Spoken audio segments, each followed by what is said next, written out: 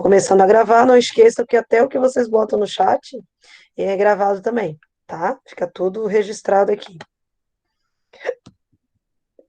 Vocês vão ver que eu vou usar mais de uma apresentação, tá bom? Porque eu quero mostrar uma coisa para vocês que é seleção natural.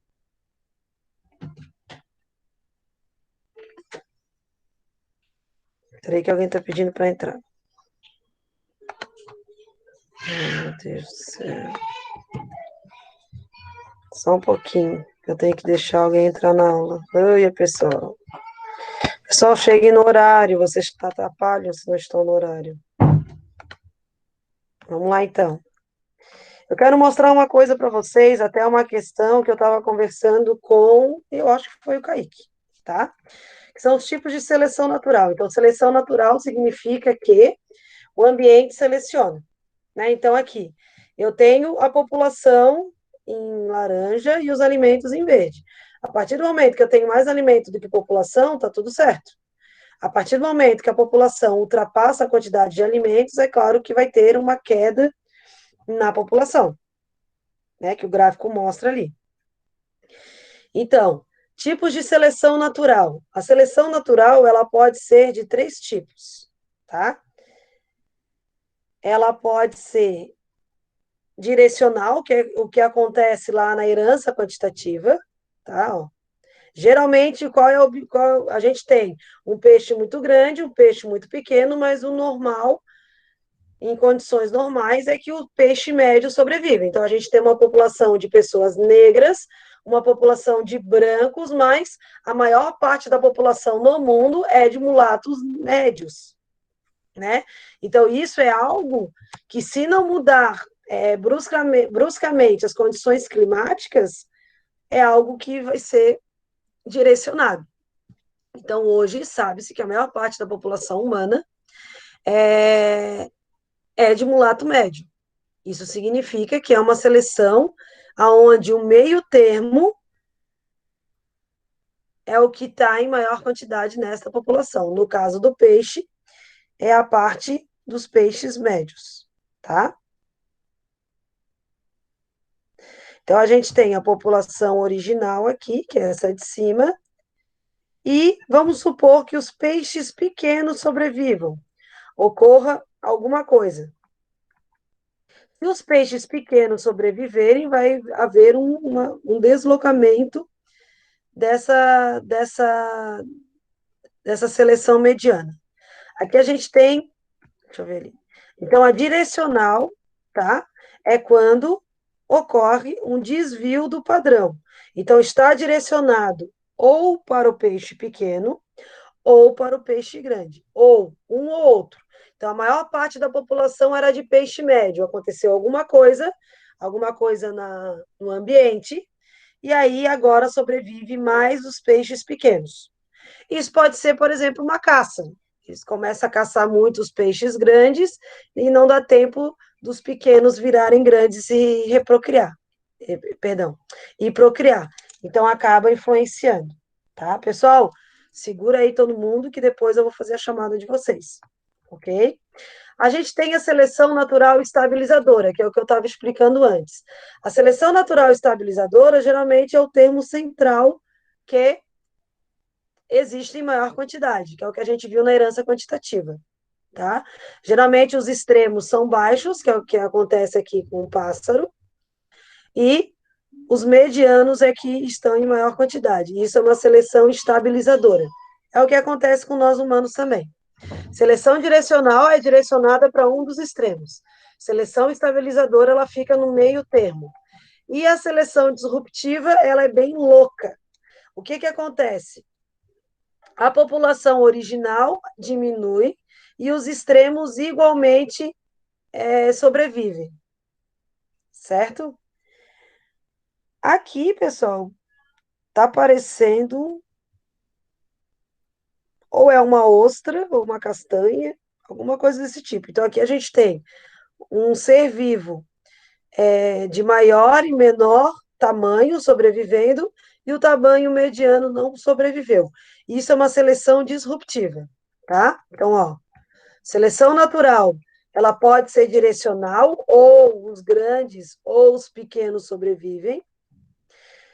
Seleção estabilizadora, os medianos sobrevivem, que geralmente é o que acontece, geralmente são os medianos que sobrevivem com as condições que nós temos hoje. E a seleção natural disruptiva, a gente tem os dois extremos sobrevivendo ao mesmo tempo. O maior e o menor sobrevivem e o do meio não. Se a gente fosse direcionar para os humanos, eu poderia dizer aqui que só os brancos estão sobrevivendo, que os negros e os mulatos houve uma queda, aqui que os mulatos médios estão sobrevivendo e aqui que só os negros e só os brancos sobrevivendo. Então, seria esses três tipos de seleção natural que é importante que vocês saibam, tá? Existem algumas questões. Aí nós temos a teoria sintética da evolução, que é juntar o Darwin com o Mendel. Então, a gente tem mutações, que são alterações no DNA, a recombinação genética, que é a linkage, né, o crossing over, a seleção natural e a adaptação, e isso tudo é a teoria sintética da evolução. Não existe a palavra mutação em Darwin. Mutação, ela surgiu pós-Darwin. Então, quando eu falo de mutação, eu já estou falando do neodarwinismo, ou teoria sintética da evolução, que tem três linhas interessantes e importantes: seleção natural, a mutação e a recombinação gênica. Aí nós temos, né, o que tinha lá no final da apostila passada. A anagênese é quando um animal ele sofre mutação, seleção, variação gênica e ele se transforma em outro animal, em outra espécie. Isso é uma anagênese, é uma transformação direta. Cladogênese, eu tenho uma transformação não direta, mas bipartida.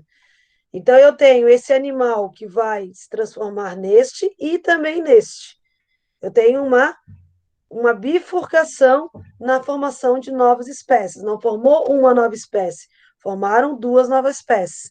E sempre essa ave aqui embaixo é a ave ancestral. Aqui a gente viu um pouco, né? Mas aqui eu não vou entrar em muitos detalhes. Deixa eu ir para o outro slide. Só um pouquinho.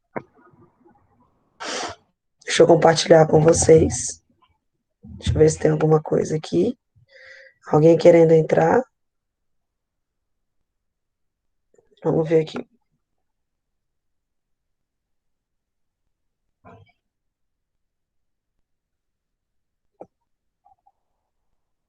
Ah, tá. Agora o pessoal ajudando a Samara, que bom. Agora nós vamos. Deixa só eu ver qual vai ser o melhor.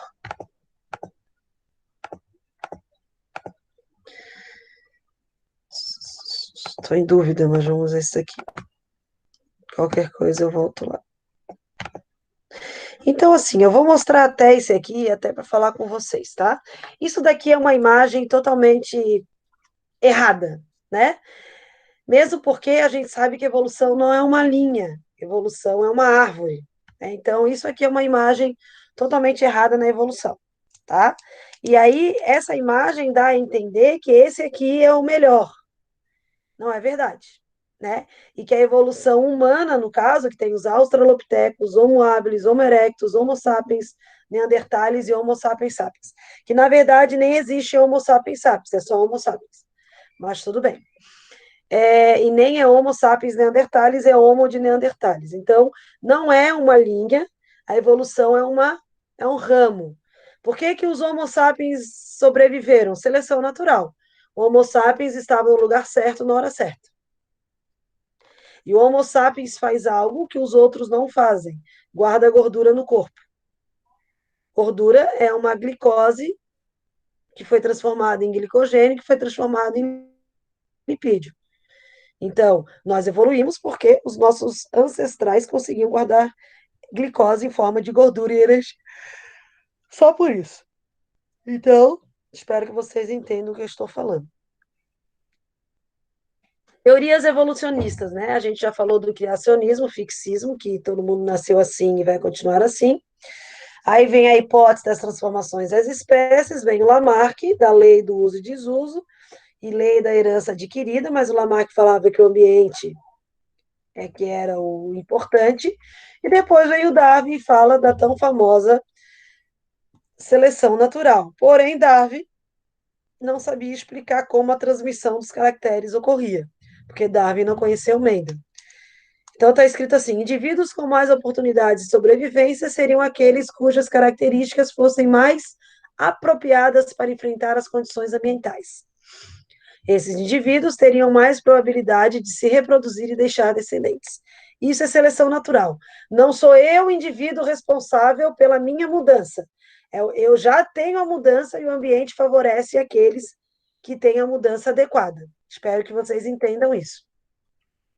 A teoria moderna da evolução, ou teoria sintética, que é o neodarwinismo, é quando juntamos a seleção natural de Darwin com a genética de Mendel, seria a teoria moderna da evolução, onde temos aí vários cientistas trabalhando.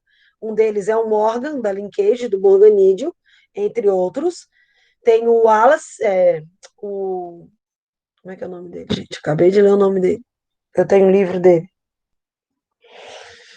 Daqui a pouco vem o nome dele, que é o evolucionista, o Dawkins. Dawkins é o evolucionista mais conhecido hoje, né? O Dawkins, ele escreveu o livro da evolução. Enfim, ele tem alguns livros bem polêmicos, tá? Mas ele fala muito sobre evolução, sobre a origem do Homo sapiens.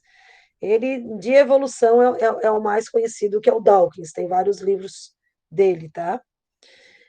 Tem o Gene Egoísta, tem a teoria da evolução mesmo. Quem quiser, dá para encontrar em qualquer livraria. Então, a teoria sintética, o neodarwinismo, ela tem três princípios que eu já falei para vocês. A mutação gênica, a recombinação gênica e a seleção natural. Nunca esqueçam dessas três palavras. Mutação não é palavra de Darwin, mutação é neodarwinismo. Isso cai muito em vestibular, cuidado. E essas pesquisas, então, quando a gente fala de teoria da evolução, pessoal, teoria é algo comprovado de várias formas. Não é só uma teoria.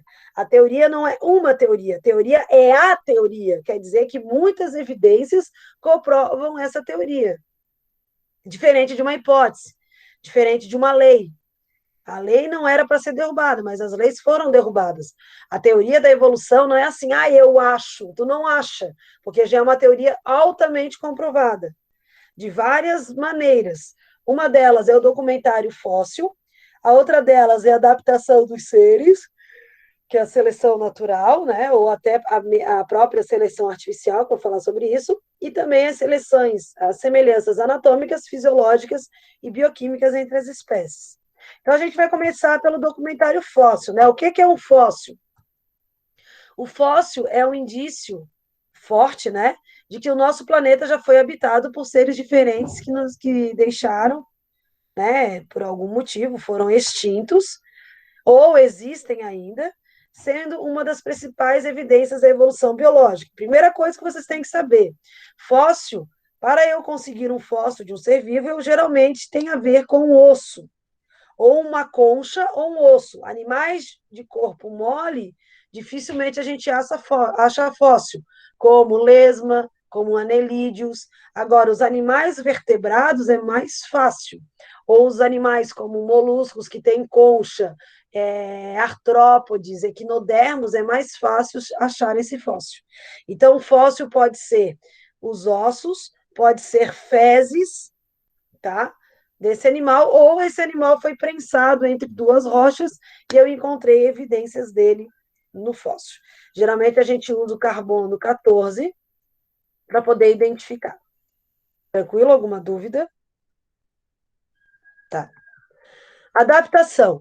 Adaptação é a capacidade do ser vivo de se ajustar ao ambiente. Ele já tem essa característica, ele não vai criar, né? Ele já nasceu com isso. E ele consegue ou imitar o ambiente ou imitar outro ser vivo. Camuflagem é quando eu me escondo. Mimetismo é quando eu imito o outro ser vivo e pareço algo que eu não sou. Então, camuflagem, raposa do Ártico, branca no inverno e acinzentada quando não há neve. Então, raposas, muitos animais trocam pelo. No caso, coelhos, lebres, né, raposas fazem isso. Então, quando está bem frio, ela fica com pelo branco. Quando está menos frio, ela fica acinzentada. Camuflagem é isso, né? Então, se eu tenho a pele branca, eu consigo me camuflar na neve. Se eu tenho a pele branca, também tem a ver com albino, né? Se eu tenho o pelo branco, eu consigo me camuflar em alguns locais. Ou eu tenho o corpo verde, eu consigo me camuflar na grama, na folha, mas eu posso imitar uma borboleta, eu posso imitar uma coruja, eu posso imitar uma cobra venenosa.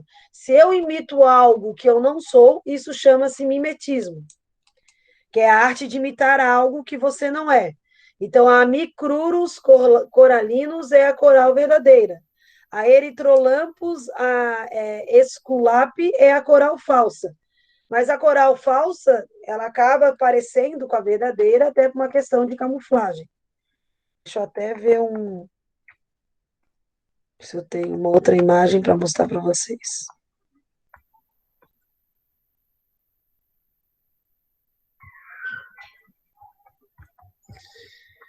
Deixa eu mudar aqui a apresentação para vocês entenderem o que eu estou falando.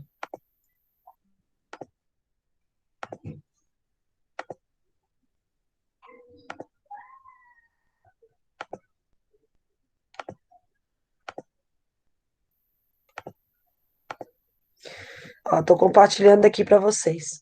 Então, o que a gente consegue observar que é uma fala constante de Darwin, né? O melanismo industrial.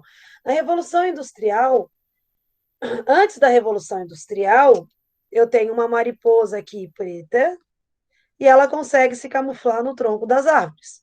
Só que com o aumento da poluição, o líquen começa a tomar também essas árvores. E agora eu tenho um ambiente cinza. E aí essa mariposa consegue se camuflar. Estão vendo aqui ela camuflada? Isso é uma camuflagem.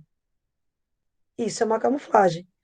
Mariposa escura, mariposa clara. No ambiente escuro, a mariposa escura consegue se camuflar.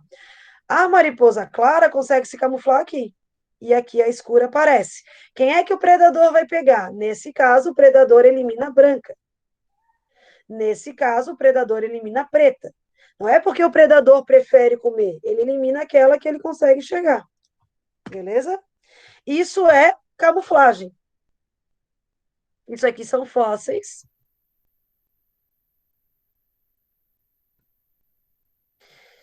Eu queria uma imagem de mimetismo. Vou mostrar para vocês. Espera aí que eu já vou achar e já mostro para vocês. Para ficar bem clara essa diferença, tá? Embora pareça ser uma coisa tola,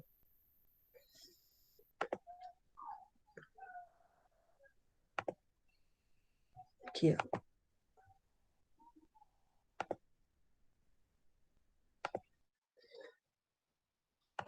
Agora vocês vão conseguir entender melhor o que eu estou falando para vocês. Aqui. Todo mundo consegue ver essa imagem? Pessoal, camuflagem. Esse animal parece uma folha, então ele está se camuflando. Está se camuflando com uma folha. Ele é mais uma folha ali, como tem borboleta folha, como tem esse tipo um lagarto, né? Uma lagartixa, um lagartinho assim, um pouco maior. E aqui é a coruja com o olho fechado parece um caule. Ela tá passando desapercebida. Se eu não vejo esse animal, se eu não consigo observar, é uma camuflagem. Quando eu vejo o animal, mas parece uma coisa que ele não é, isso aqui é um mimetismo. Então eu pego essas duas mariposas pousam. Perdão, borboleta sempre vai pousar com a asa fechada, mariposa com a asa aberta. Essas duas borboletas estão usando suas asas para parecer uma coruja. Assim a ave não vai comer essa borboleta, porque quem come a ave é a coruja. Então essa ave não vai se meter com essa borboleta porque ela acha que é uma coruja e ela vai ser espantada. E aqui eu tenho uma formiga que parece uma aranha. Não é uma aranha, mas ela aparece porque ela tem essa antena um pouco maior e como ela parece uma aranha, ela acaba não sendo devorada por outra aranha. Então isso é um mimetismo, ok? Espero que vocês estejam compreendendo aquilo que eu estou passando. Vamos continuar então. Aqui. E aí nós temos uma outra parte extremamente importante, que é o que mais ou menos inicia a apostila de vocês, que são os órgãos e a comparação entre os órgãos. Então, a gente tem os órgãos análogos e homólogos. Homologia, estudo das características que possam refletir parentesco evolutivo. Estruturas homólogas, mesma origem embrionária. Então, vejam, nós, cordados, aves, ou melhor, nós, mamíferos e aves, temos a mesma estrutura óssea, principalmente os mamíferos. Então, vejam, o úmero tem no humano, no cavalo, no morcego e tem na baleia. Então, vejam, o cavalo usa o braço para andar, nós usamos os braços para pegar coisas. O morcego usa o braço para voar. A baleia usa o braço para nadar. As três estruturas têm a mesma estrutura anatômica, todas elas são braços. Qual é a diferença? É que o ambiente que eu estou, eu uso o braço para coisas diferentes. Mas se eu tirar um raio-x, eu vou ter as mesmas estruturas ósseas. Isso é uma homologia, homo, mesma logia, origem. Então, eu tenho a mesma origem embrionária. Eu não uso para a mesma coisa, mas elas têm a mesma origem embrionária. Todos nós aqui somos mamíferos, nesse caso aqui. Mas eu uso para coisas diferentes. Isso a gente chama de divergência evolutiva. Eu tenho uma origem comum e eu vou divergir de acordo com o habitat. Isso é uma homologia, asa de morcego, com o meu braço ou o braço de uma ave que também tem essas estruturas. É diferente a asa do morcego e a asa da ave, que tem um osso interno, é diferente da asa de um inseto. A asa do inseto, ela não tem osso, ela tem outras estruturas, ramificações, nervuras, mas não tem osso. Mas tanto a asa do morcego, quanto a asa da ave, quanto a asa de um inseto servem para voar. Só que um inseto tem a sua pata, que é para andar. Aqui a pata do morcego e a pata da ave foram adaptadas para o voo. No inseto, a sua pata ainda é pata, ele tem uma asa que vai fazer com que ele voe. Então, isso é uma analogia.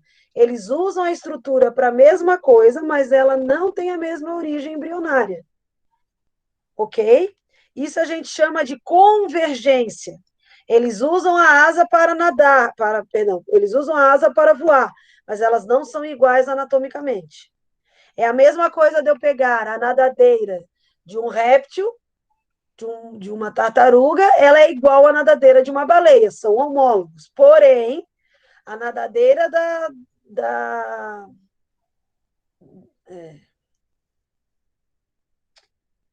tartaruga, a nadadeira da baleia não são iguais à nadadeira de um peixe ósseo. Não é igual à nadadeira de uma sardinha. Isso seria uma analogia. Isso é uma divergência. Eu tenho um animal e ele, dependendo do habitat que ele tem, ele vai usar as suas estruturas para coisas diferentes. Isso é uma homologia ou divergência adaptativa ou até irradiação. Convergência. Convergência adaptativa. A nadadeira do tubarão, que é cartilaginoso, a nadadeira do golfinho, que é óssea. Beleza? E aqui eu tenho, todos eles usam o pulmão para respirar, porém eles são seres diferentes. Certo? Órgãos vestigiais. Os órgãos vestigiais, eles existem, não é assim, ai, tudo tem que ter uma razão para existir. Isso é mentira. Isso é coisa de ocidental, né? Tudo tem que ter um motivo. Então, assim, os órgãos vestigiais, eles nem sempre têm um motivo para estar lá. Eles podem mostrar apenas uma identidade evolutiva, que você veio de outro animal, ou de outro ser vivo, de outras características. Alguns seres, eles têm função e outros não. Então, por exemplo, a apêndice. A apêndice indica que nós evoluímos de um ser vivo que tinha um intestino maior, certo? Mas no nosso organismo, a apêndice, que está do nosso lado direito, ela tem uma função, como é que a gente fala? Imunológica. Outro órgão vestigial é o cóccix. O cóccix indica que nós tivemos uma cauda, que nós não temos, e também não tem uma função que serve para alguma coisa, só para dar bunda nas pessoas, mas não tem uma função assim que seja definitiva de vida ou morte. Mas se você quebrar o cóccix, você vai entender que dói bastante. As nossas membranas interdigitais, entre os nossos dedos, né? Você estica o dedão com o dedo indicador e você está vendo uma membrana interdigital. Isso aqui é uma evidência evolutiva também. Não tem uma função, mas existem pessoas que acabam tendo uma mão de pato, que é a ideia do pinguim lá do Batman, né? Uma pessoa que teve uma mutação em que essas membranas não foram degradadas, elas continuam existindo. Outra evidência evolutiva são os embriões, a embriologia comparada.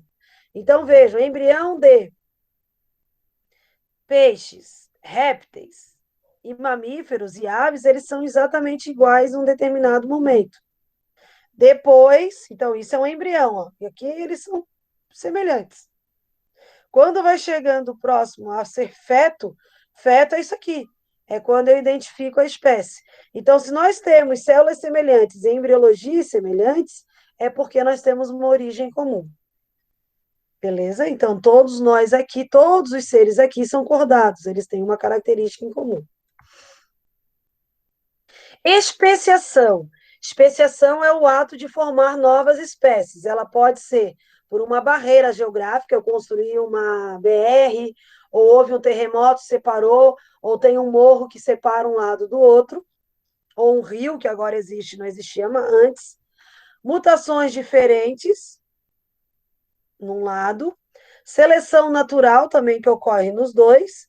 Formação de raças, que é como se eu tenho. Eu não gosto de falar muito dessa palavra, mas, por exemplo, os cachorros são canes familiares, ou canes lupus familiares.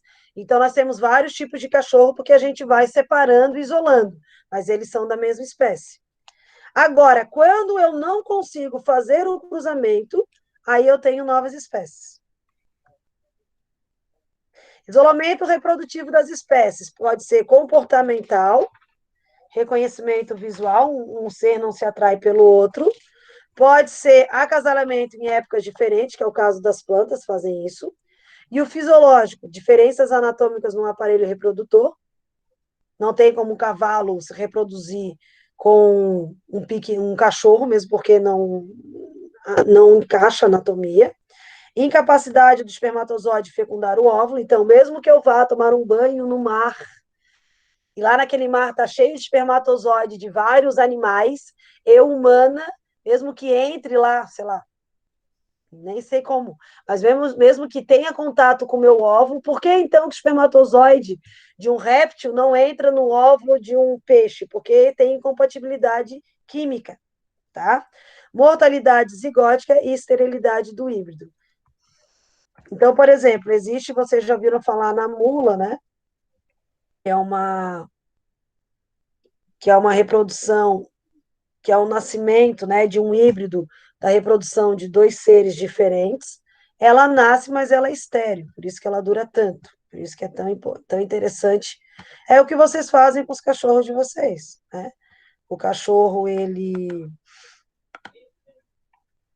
foi... meu Deus do céu, gente. Ele foi castrado, então ele acaba não tendo algumas doenças e durando mais. Isso é, infelizmente, é algo que ocorre. Eu vou mostrar aqui para vocês, porque só nesse slide mostra uma outra evidência evolutiva, que é a questão do DNA e da sequência de nucleotídeos. Existem sequências que indicam, então, se 2% do nosso DNA é gene, os 98% indicam todo o DNA de outros seres menos complexo do que nós. Tá? Então, a gente tem, sim, a mutação como fator e evidência evolutiva. Não sei se tem mais alguma coisa aqui. Aqui não. Deixa eu ver se tem mais alguma coisa no outro slide. É isso aí. Pessoal, a aula é isso. Alguém tem alguma dúvida? Ficou alguma coisa muito complexa ou muito confusa?